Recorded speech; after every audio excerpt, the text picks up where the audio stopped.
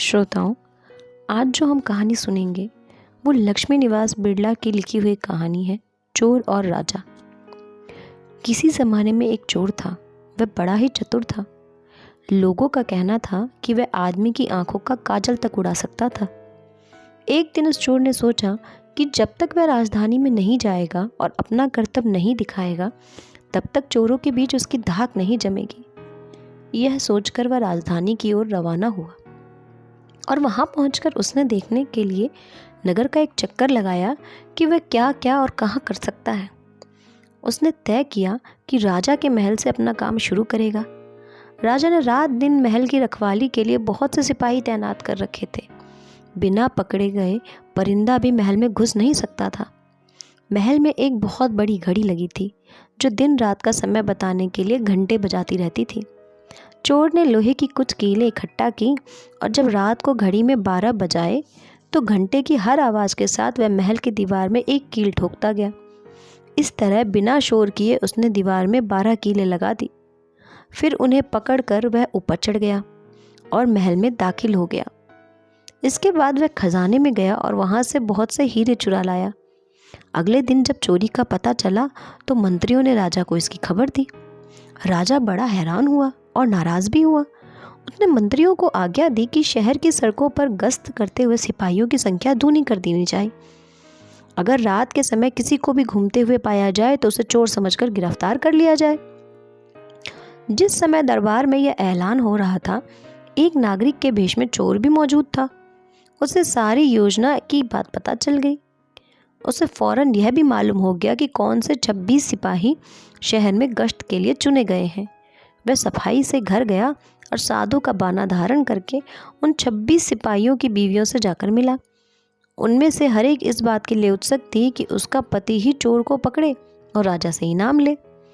एक एक करके चोर उन सब के पास गया और उनके हाथ देखकर बताया कि वह रात उसके लिए बड़ी शुभ है। उसके पति की पोशाक में चोर उसके घर आएगा, लेकिन देखो, चोर को अपने घर के अंदर मत आने देना, नहीं तो वह तुम्हें दबा लेगा।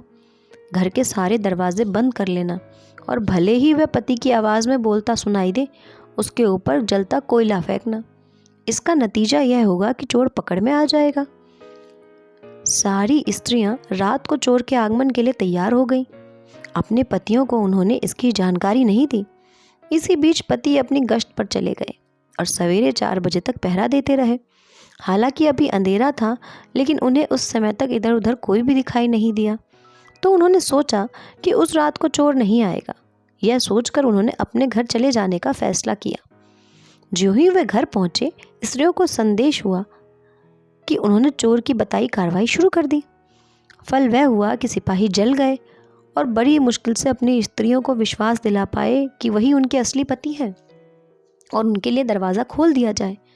सारे पतियों के जल जाने के कारण उन्हें अस्पताल ले जाया गया। दूसरे दिन राजा दरबार में आया तो उसे सारा हाल सुनाया गया। सुनकर राजा बहुत चिंतित हुआ और उसने कोतवाल को आदेश दिया कि वह स्वयं जाकर चोर को पकड़े। उस रात कोतवाल ने तैयार होकर शहर का पहरा देना शुरू किया। जब वह एक गली में जा रहा था तो चोर उसे देखकर कहा, मैं चोर हूँ। कोतवाल समझा कि कोई मजाक कर रहा है। उसने कहा, मजाक छोड़ो और अगर तुम चोर हो तो मेरे साथ आओ, मैं तुम्हें काट में डाल दूंगा।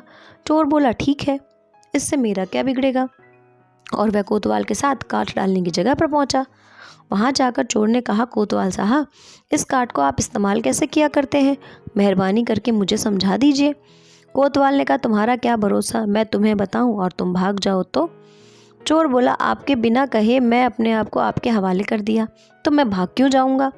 कोतवाल वह उसे दिखाने के लिए राजी हो गया कि काट कैसे डाला जाता है। जो ही उसने अपने हाथ पैर उसमें डाले कि चोर ने झट चाबी घुमाकर काट का ताला बंद कर दिया और कोतवाल को राम राम करके चल दिया। जाड़े की रात थी।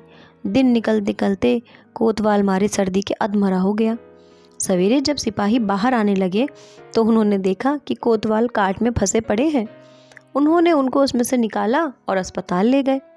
अगले दिन जब दरबार लगा तो राजा को रात का सारा किस्सा सुनाया गया। राजा इतना हैरान हुआ कि उसने उस रात चोर की निगरानी स्वयं करने का निश्चय किया। चोर उस समय दरबार में मौजूद था और सारी बातों को सुन रहा था। रात होने पर उसने साधु का भेष बनाया और नगर के सिरे पर एक पेड़ के नीचे धुनी जलाकर बैठ गया। राजा ने गश्त शुरू की और 2 बार साधु के सामने से गुजरा। तीसरी बार जब वह उधर आया तो उसने साधु से पूछा, क्या इधर से किसी अजनबी को जाते उसने देखा है? साधु ने जवाब दिया, वह तो अपने ध्यान में लगा था। अगर उसके पास से कोई निकला भी होगा तो उसे पता नहीं। यदि आप चाहे तो मेरे पास बैठ जाइए और देखते रहिए कि कोई आता जाता है या नहीं। यह सुनकर राजा के दिमाग में एक और बात आई और उसने फौरन तय किया कि साधु उसकी पोशाक पहनकर शहर का चक्कर लगाए और वह साधु के कपड़े पहनकर वहाँ चोर की तलाश में बैठे। आपस में काफ़ी बहस मुहावरे होने के बाद और 2-3 बार इनकार करने के बाद आखिर चोर राजा की बात मानने को राज़ी हो गया और उन्होंने आपस में कपड़े बदल लिए। चोर तत्काल राजा के घोड़े पर सवार होकर महल में पहुंचा और राजा के सोने के कमरे में जाकर आराम से सो गया। बेचारा राजा साधु बना चोर को पकड़ने के लिए इंतज़ार करता रहा। सवेरे के कोई 4 बजने आए। राजा ने देखा ना तो साधु लौटा और ना कोई आदमी या चोर उस रास्ते से गुजरा, तो उसने महल में लौट जाने का निश्चय किया। लेकिन जब वह महल के फाटक पर पहुंचा तो संतरियों ने सोचा, राजा तो पहले ही आ चुका है, हो ना हो यह चोर है जो राजा बनकर महल में घुसना चाहता है। उन्होंने राजा को पकड़ लिया और काल कोठरी में डाल दिया। राजा ने शोर मचाया पर किसी ने भी उसकी बात न सुनी। दिन का उजाला होने पर काल कोठरी का पहरा देने वाला संतरी जब राजा का चेहरा देखा तो उसे पहचान लिया और मारे डर के थरथर कांपने लगा। वह राजा के पैरों में गिर पड़ा। राजा ने सारे सिपाहियों को बुलाया और महल में गया। उधर चोर जो रात भर राजा के रूप में महल में सोया था, सूरज की पहली किरण फूटते ही राजा की पोशाक में और उसी घोड़े पर रफू चक्कर हो गया। अगले दिन जब राजा अपने दरबार में पहुंचा तो बहुत ही हताश था। उसने ऐलान किया कि अगर चोर उसके सामने उपस्थित हो जाएगा तो वह उसे माफ़ कर देंगे और उसके खिलाफ कोई कार्रवाई नहीं की जाएगी, बल्कि उसकी चतुराई के लिए उसे इनाम भी मिलेगा।